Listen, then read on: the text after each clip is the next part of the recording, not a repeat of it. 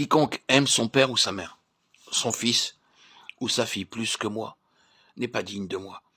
Celui qui ne prend pas sa croix et ne me suit pas, n'est pas digne de moi.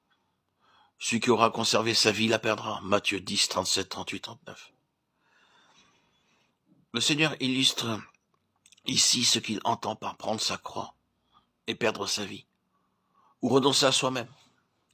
Notre vie propre peut être comme retenue à la terre par de puissants liens, des liens légitimes, mais si absorbants qu'il est nécessaire que le Saint-Esprit intervienne, conduise à la croix, pour qu'il soit ramené à la place qu'ils doivent occuper en Christ. C'est dans la vie de famille et les relations terrestres que l'épée de l'esprit est le plus nécessaire pour séparer les éléments charnels des spirituels. Car il est presque impossible qu'à un moment donné, les droits du crucifié n'entrent pas en conflit avec les liens de l'affection.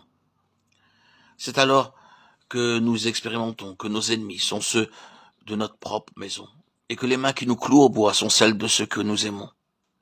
C'est alors que nous entendons le Maître nous dire « Celui qui aime les siens plus que moi n'est pas digne de moi ». Si, le cœur brisé, nous déposons au pied du Seigneur ce qu'il demande, ces liens de famille qui nous retenaient, si nous perdons tout par amour pour lui, tout nous sera rendu transfiguré et centuplé par les joies du ciel. Il faut qu'il en soit ainsi chez tous ceux qui suivent l'agneau. Et si, pas à pas, nous marchons avec lui, si, en toute chose, nous recherchons la volonté de Dieu, alors le jour viendra, comme il vint aussi pour notre divin modèle, où nos frères croiront en nous, et où ces paroles s'accomplirent à la lettre. Ce qui perdra sa vie la retrouvera. Quiconque perdra sa vie pour l'amour de moi et de l'Évangile, il la sauvera. Marc 8, 35. C'est après que le Seigneur vient d'annoncer aux disciples sa passion, ce qui provoque les protestations de l'apôtre Pierre, qu'il prononce les paroles. Quiconque perdra sa vie pour l'amour de moi et de l'Évangile, il la sauvera. Le contexte indique que la vie propre peut avoir ses racines dans l'amour de la popularité et la crainte des hommes. D'où cette honte du Christ et de ses paroles. Alors que le monde s'oppose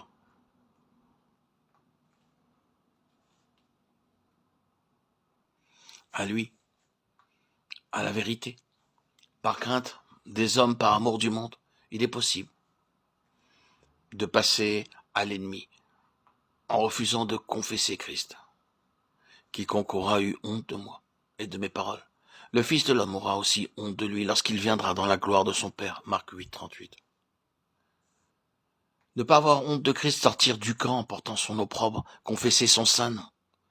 À moins que d'être crucifié avec lui, cela est impossible. À l'avance, le Seigneur savait que la prédication de la croix serait un scandale. Prêcher un Christ surhomme, prêcher le conducteur d'homme, prêcher le Christ du sermon sur la montagne, ce n'est pas là prêcher la croix. Même les mondains admettent que l'enseignement du Christ a surpassé tous les autres. Le grand ennemi des âmes incitera même les hommes à prendre le sermon sur la montagne comme règle de vie, pourvu qu'ils ignorent la croix de Christ. Bien plus, il les aidera à observer les lois du royaume pour les séduire à accepter un évangile sans croix, sans sacrifice expiatoire, sans Christ. Annoncer la croix du Christ et la paix par son sang, une croix qui implique la séparation d'avec le monde et le don tout entier de soi à l'homme de douleur, c'est bien là, en vérité, renoncer à soi-même. Et humainement parlant, perdre sa vie pour l'amour de Christ et de l'Évangile.